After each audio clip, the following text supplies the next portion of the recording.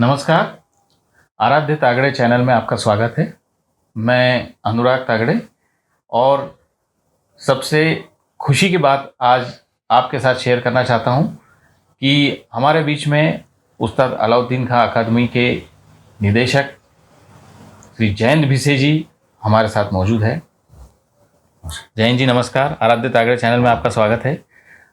जयंत जी के बारे में हम सभी जानते हैं कि सानंद जैसी संस्था को खड़ा करने में आपका बहुमूल्य योगदान है, पर जयंत जी से जो सीखने की बात है, जो आज हमारे युवा साथियों को सीखने की बात है, वो है लीडरशिप के गुण, वो है संगठन के गुण, और वो है कि किसी भी ऑर्गेनाइजेशन को किस प्रकार से हम आगे ले जाए।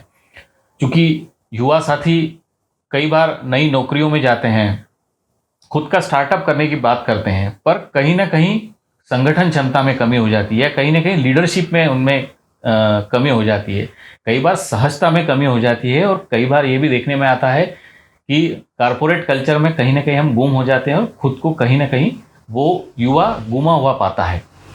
तो आज हम भिसे साहब से यही बात करेंगे कि सर, आज के जो यूथ है वो चाहता तो है, बहुत अच्छी तरीके से आगे बढ़ना चाहता है, और उसके पास योजनाएं भी है, नई नई आइडियाज़ भी है, टेक्नोलॉजी भी है, सब कुछ है, पर एक चीज़ मिसिंग होती है उसमें, संगठनात्मक क्षमता। क्योंकि कई बार वो सोचता है कि मैं सब कुछ कर लूँगा और सब कुछ गूगल कर लूँगा, पर वो ह्यूमन टच कहीं ना कहीं भूल जाता है। और आपकी सबसे बड़ी विशेषता ये है कि आप ह्यूमन टच को पहले महत्व देते हैं। तो इस बारे में आपकी क्या राय है? एक संस्कृत श्लोक है, उसका सरल अर्थ है। पहले वो संस्कृत का श्लोक बता देता हूँ। वो श्लोक है, अश्वम नैव गजम नैव व्याघ्रम नैव च नैव च अजा पुत्रम बलि दद्यात् देवो दुर्बल घातक। घोड़े की नहीं, हाथी की नहीं, शेर की तो कभी भी नहीं। बताते हैं बलि हमेशा बकरे की दी जाती। बिल्कुल। अब साधारण रूप से आपने हमारे जैसे फिर धर्मशास्त्रियों से पूछेंगे कि फिर देव भी दुर्बल का ही घात करते हैं। बिल्कुल। तो फिर धर्म क्या है? धर्म क्या है? बहुत बढ़िया। तो फिर विद्वानों ने कहा बलोपासना ही धर्म है। अब बल की उपासना धर्म है, इन्हें क्या है? भाई आप पहलवान हो जाओ तो सब कुछ हो गया क्या? आपके पास में खूब बुद्धि है और खूब मोटा चश्मा लग गया और खूब दुबले हो गए, कोई धक्का दे तो गिर पड़ोगे आप, तो उस बुद्धि का पूर्ण उपयोग होगा? बिल्कुल सही। क्योंकि बाकी बातें भी अनुकूल होना आवश्यक है। बिल्कुल सही। खूब धन संपत्ति है आपके पास में, पर उस धन संपत्ति का सदुपयोग कैसे करें, ये जब तक आपको नहीं मालूम होगा तो क्या होगा? तो इसमें भी कठिनाई आने की संभावना हो जाती है। तो फिर ऐसे समय सारी बातों को एकत्रित करके ये बताने की कोशिश की गई कि हर चीज का अपना महत्व है। क्या बात, बहुत बढ़िया। भी किसी न किसी में, सब में कुछ न कुछ है, उसका उपयोग करते आना चाहिए। क्या बात। फिर से एक संस्कृत का श्लोक रहता ही है कि भाई अमंत्रम अक्षरम नास्ति, नास्ति मूलो अनौषधि, अयोग्य पुरुषो नास्ति, योजकस्तस्य दुर्लभ। इसका सरल अर्थ बताया कि कोई अक्षर ऐसा नहीं है जिसकी मंत्र में, रचना में उपयोग नहीं है उसका। क्या बात है, बहुत बढ़िया। कोई वनस्पति ऐसी नहीं है जिसका औषधि के रूप में उपयोग नहीं हो सकता। कोई मनुष्य ऐसा नहीं है जिसका आप सकारात्मक काम में उपयोग नहीं ले सकते हो। बहुत ही बढ़िया। तो ये सब होने के बाद बताया गया कि इन सब की योजना करने वाला दुर्लभ होता है। क्या बात। तो अब संगठन यदि आपको ठीक से करते आता है, जिस काम में जो माहिर है उसका उपयोग करते आता है, तो सारी बातों का एकत्रित उपयोग होके और वो काम होगा। सभी के मन में एक सहज सरल संकोच है कि मैं क्या कर सकता हूँ, मेरा क्या उपयोग है। भाई आदमी तो ये सहजता से सोचता है कि अरे भाई सामाजिक काम करना, अरे हमारे पास कहाँ से, हमारे पास कहाँ धन संपत्ति है, हम थोड़ी ये काम कर सकते हैं। बिल्कुल बिल्कुल। पर यदि आप में संगठन की शक्ति है तो सबसे पहले आप किसी की तरफ सदाशयता से मुस्कुरा भी दो। क्या बात, कितनी सरल बात है। बहुत बढ़िया। तो उसको ऐसा लगेगा कि नहीं, इनने सकारात्मकता से मेरी तरफ देख के मुस्कुराए, तो वो भी प्रतिसाद में मुस्कुराएगा। विजय साहब, एक और महत्वपूर्ण बात जो आजकल देखी जाती है कि सोशल मीडिया के कारण बहुत नकारात्मक प्रभाव युवाओं के ऊपर पड़ता जा रहा है। जैसे हम रील्स की बात करें या ऐसी बातें हैं, वीडियोस की बात करें कि जो सिर्फ 1 मिनट में होता है, 1 मिनट में आपको सबकी बात कहनी है, तो युवा साथी इसी के साथ बड़ा होता है। भाई आप आज देख रहे हैं 10-11 साल का जो बच्चा है वो मोबाइल ले रहा है, और जब वो युवावस्था में आता है तो उसे लगता है कि ज़िंदगी 1 मिनट की ही है, संवाद 1 मिनट का ही है। इसके कारण क्या होता है कि वो अपनी बात भी 1 मिनट में कहता है और सामने वाले को भी 1 मिनट में ही सुनता है। तो ना उसे सही तरीके से बोलने की आदत है और ना सही तरीके से सुनने की आदत है। और जैसा हम कहते हैं कि अगर आपके पास सुनने की अगर कैपेसिटी नहीं है सही तरीके से, तो आप ठीक तरीके से बोल भी नहीं सकते, और लाइफ में इसके बहुत ज़्यादा नकारात्मक प्रभाव भी आपके ऊपर आ सकते हैं। इस बारे में आपका क्या कहना है? ये बहुत बड़ा विषय है, एकदम आसानी से इस पे लंबी बात करेंगे, पर आपने जो विषय बताया है जी जी, तो मैं एकदम शॉर्ट में बताना चाहूंगा कि आराध्या जी को भी अपन इसमें शामिल करेंगे। ड्यू और अनड्यू, ये 2 शब्द है जी जी, कि ड्यू है क्या और कोई चीज अनड्यू है।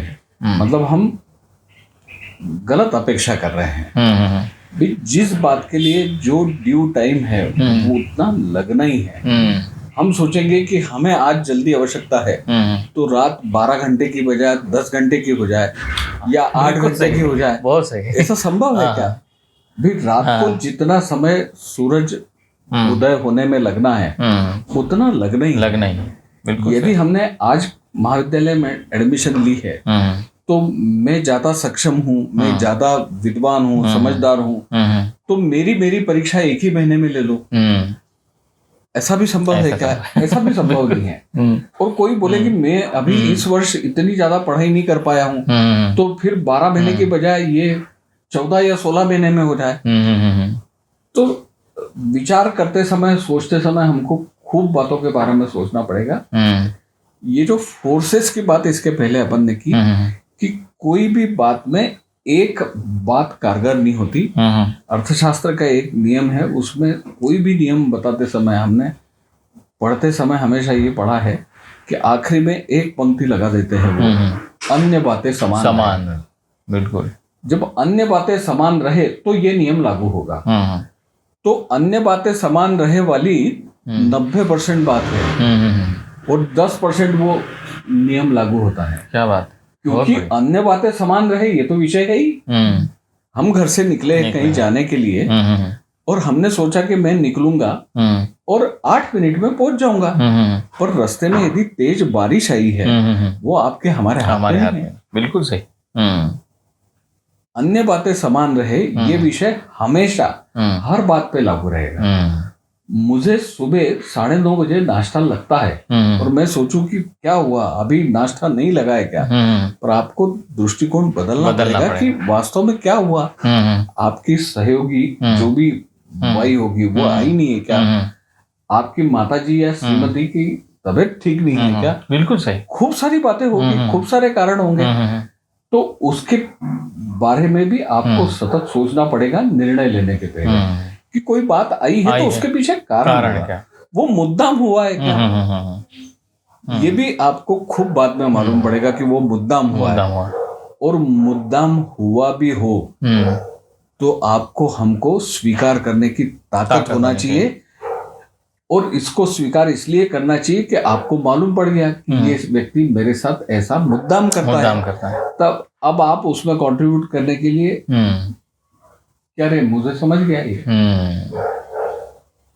मतलब मैं तो और बताऊं कि किसी ने आपके साथ अभद्र व्यवहार किया, किसी ने आपको गाली बक दी, तो तुरंत भगवान को धन्यवाद देना चाहिए कि भगवान धन्यवाद, आज मेरे को मालूम पड़ गया।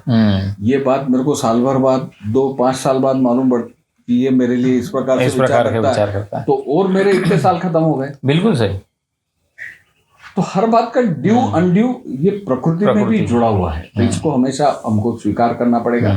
और यदि नहीं स्वीकार करेंगे तो बाकी बातों का नहीं, सबसे पहले अपना नुकसान हो। बहुत शानदार बात कही विशेष साहब ने, और निश्चित रूप से इस प्रकार की बातें सुन के पॉजिटिव वाइब्स आती है। और लाइक्स डिसलाइक्स और रील्स के ज़माने में जब युवा साथी लाइक्स नहीं मिलते हैं तो नाराज़ हो जाते हैं, डिसलाइक्स मिलते हैं, किसी ने कमेंट दे दिया तो एक दूसरे के ऊपर आक्षेप लगाने लगते हैं। इस युग में इस प्रकार की बातें करना अपने आप में युवा साथियों को लगेगा कि नहीं, ये तो बहुत पुरानी बातें हो गई, या ये तो इस प्रकार की बातें हो गई कि जिसको हम बरसों बरस से सुनते आ रहे हैं। पर मैं आपको युवा साथियों को बता दूं कि यही मूल मंत्र है, यही आपकी जड़ें हैं, यही सनातन संस्कृति की जो जड़ें हैं जिसको कहा जाता है, यही है। इसमें कितनी बढ़िया बात कही है आप कि पहले आप किसी से कोई चीज़ अगर मांगना हो तो पहले देना सीखिए। तो पहले आप सिर्फ मैंने 4 लाइक्स दे दिए तो उसने मुझे 6 लाइक्स मिल जाएंगे, ये इसका कॉन्सेप्ट नहीं है। कॉन्सेप्ट है पर्सनली जाके किसी के काम आना, किसी को सिर्फ मुस्कुराहट भर देने से कितनी बात बदल सकती है। कितनी बढ़िया बात कही हमने। तो विजय साहब, आपका बहुत बहुत धन्यवाद कि आपने आराध्य त्यागड़े चैनल पर युवा साथियों को हमें मार्गदर्शन दिया। आपका सानिध्य हमें लगातार मिलते रहे और आपसे इस प्रकार की बातचीत हम लगातार जारी रखें, और समय समय पर हम न केवल इस प्रकार की बातें करेंगे बल्कि धर्म, अध्यात्म और कला संस्कृति की बातें भी हम विजय साहब से लगातार हम आपको आराध्य त्यागड़े चैनल पे दिखाते रहेंगे। बहुत बहुत धन्यवाद विजय साहब। प्रणाम।